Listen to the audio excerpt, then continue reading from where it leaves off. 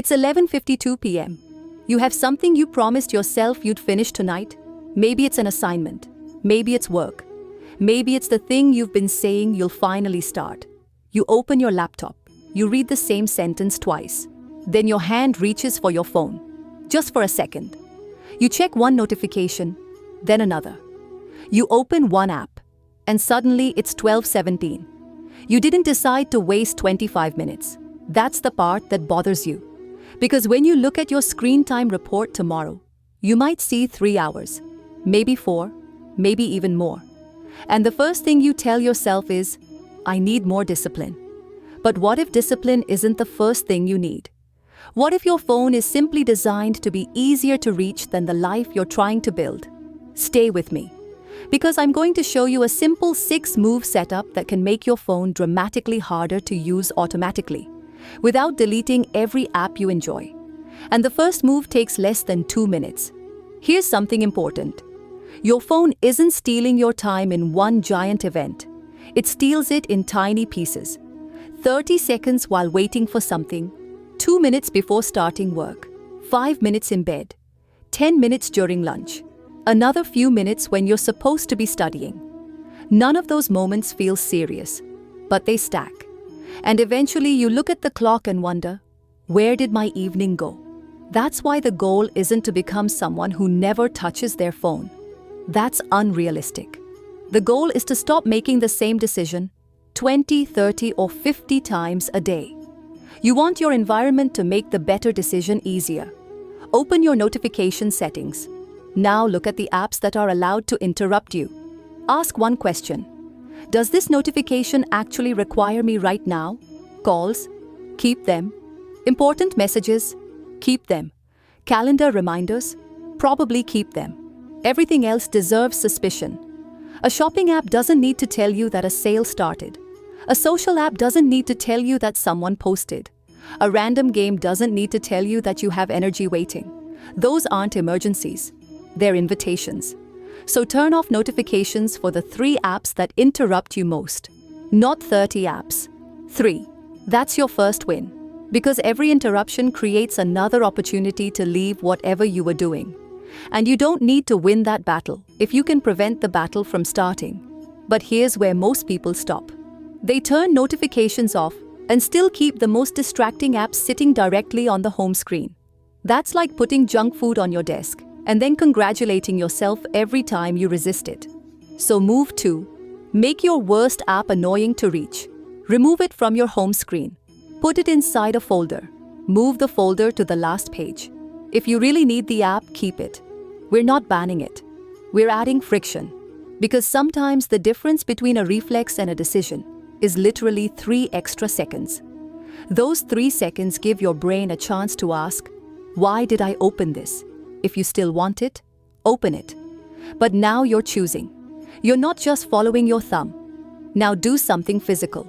Pick one place where your phone lives when you're working. A shelf, a drawer, your backpack, the other side of the room. Anywhere that isn't directly beside your hand. Because a phone sitting face down next to your laptop is still available. And every time you see it, part of your attention knows it's there. You don't need to make your phone disappear forever. You just need to make automatic checking inconvenient. Here's the rule. During focused work, your phone should be farther away than your arm can reach. If you need to stay reachable, use Do Not Disturb or Focus mode and allow calls from the people who genuinely need to reach you. The goal isn't disappearance. The goal is distance. Now here's the mistake people make. They make the phone harder to reach but leave the actual work vague. Study. Work on my project. Be productive. That's not a task. That's a cloud. Your brain sees a giant undefined job, and suddenly the phone looks extremely interesting. So before your next focus session, make the next action ridiculously specific. Don't write, study biology. Write, read pages 42 to 47 and answer questions 1 to 5. Don't write, work on the project. Write, open the document and finish the first paragraph.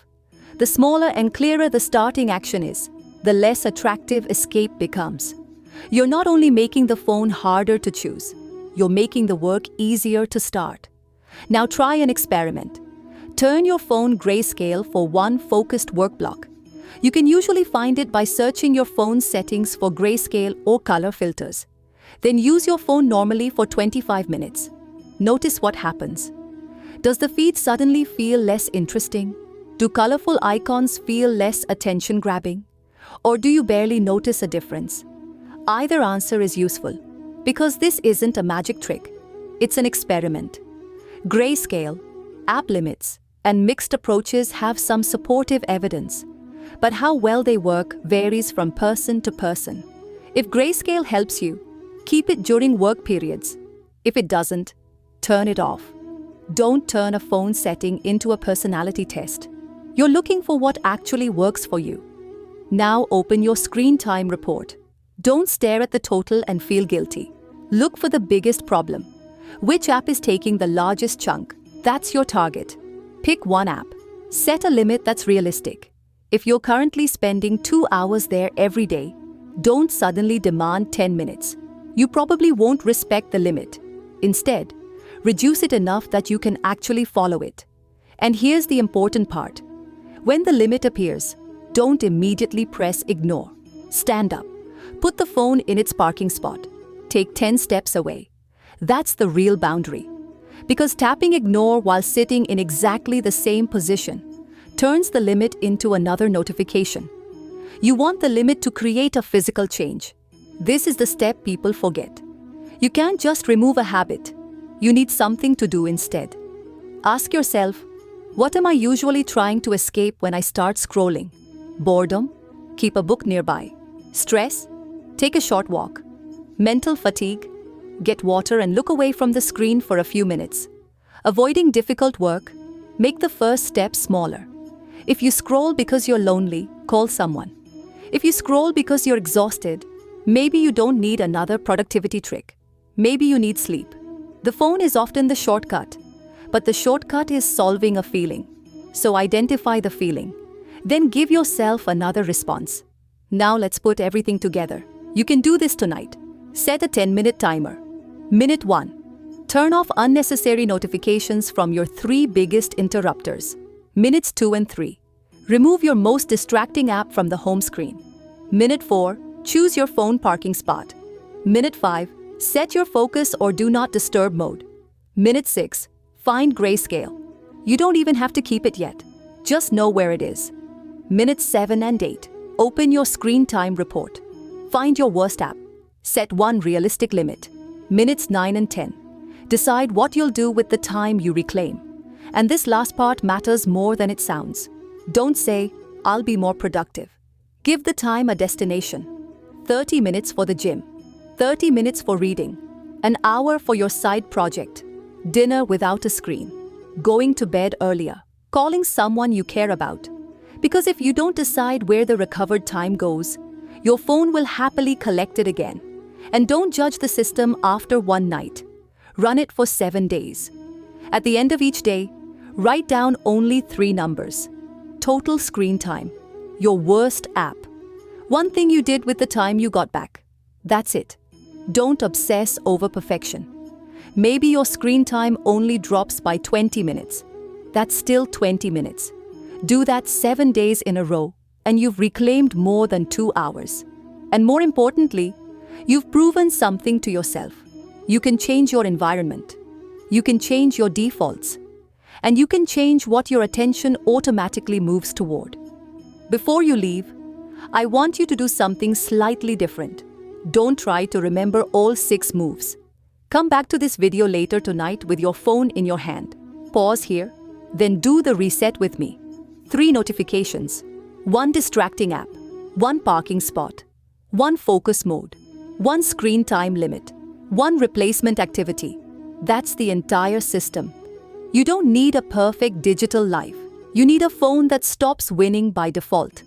Your phone isn't evil. You don't need to throw it away. You don't need a 30-day dopamine detox. You don't need to wake up at 5 a.m. And you definitely don't need to hate yourself every time you scroll. You just need to stop making your attention fight the same battle all day. Make distractions slightly harder. Make important work slightly easier. Put your phone farther away. Give your reclaimed time somewhere meaningful to go. And repeat that setup until it becomes normal. Because the goal isn't to spend zero time on your phone. The goal is to stop looking up at the clock and wondering where your life went. So here's your challenge. Don't subscribe yet. First, take 10 minutes and do one of the 6 moves.